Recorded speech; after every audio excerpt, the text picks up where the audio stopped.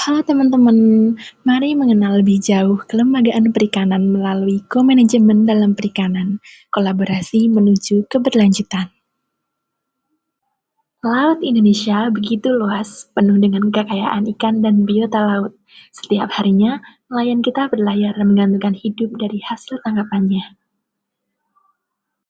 Tetapi, bagaimana agar sumber daya perikanan ini tetap lestari? Apa yang mengatur agar kita tidak merusak laut kita sendiri? Jawabannya ada pada kelembagaan perikanan, sistem aturan, dan kerjasama yang menjadi fondasi pengelolaan laut kita. Yuk, mari kita pahami lebih dalam apa sih kelembagaan perikanan itu. Kelembagaan perikanan adalah kumpulan aturan, norma, dan nilai yang mengatur bagaimana kita berinteraksi dengan sumber daya perikanan. Aturan ini ada yang formal seperti undang-undang, peraturan pemerintah hingga kuota penangkapan. Ada juga yang informal seperti adat, tradisi, dan kesepakatan lokal antar nelayan. Tujuan kelembagaan ini sederhana namun penting loh, yaitu menciptakan keteraturan, mengurangi konflik, dan memastikan sumber daya perikanan dimanfaatkan secara berkelanjutan agar manfaatnya tak habis hanya untuk satu generasi saja. Namun, dalam pengelolaan perikanan, kelembagaan tak bisa berjalan sendiri. Siapa saja sih pihak yang terlibat di dalamnya? Pengelolaan perikanan melibatkan banyak pihak, nelayan sebagai pengguna langsung, pemerintah sebagai penyusun aturan dan pengawas, masyarakat pesisir sebagai penjaga lingkungan, lembaga swadaya masyarakat dan akademisi yang mengawasi sekaligus memberi masukan berbasis ilmu pengetahuan, maupun sektor swasta yang bergerak di bidang pengolahan hingga ekspor hasil laut.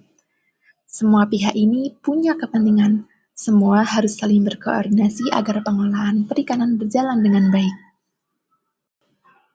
Oh iya, supaya pengelolaan berjalan dengan baik, kelembagaan perikanan berdiri di atas 3 pilar penting. Yang pertama yaitu pilar regulatif, yaitu aturan hukum seperti kuota, jenis alat tangkap yang boleh digunakan, dan wilayah tangkap. Yang kedua yaitu pilar normatif, yaitu nilai dan etika.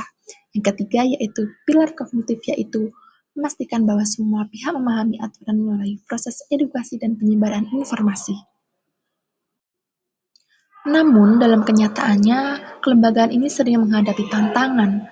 Mari kita lihat mengapa kolaborasi sangat dibutuhkan. Tantangan muncul ketika kepentingan tiap pihak saling bertabrakan. Nelayan ingin hasil tangkapan banyak, perusahaan ingin untung besar, pemerintah ingin kelestarian, sementara masyarakat ingin lingkungan tetap terjaga. Jika komunikasi tidak terjalin, muncullah konflik seperti overfishing, perusahaan habitat, hingga maraknya penangkapan ilegal. Itulah mengapa kolaborasi menjadi kunci.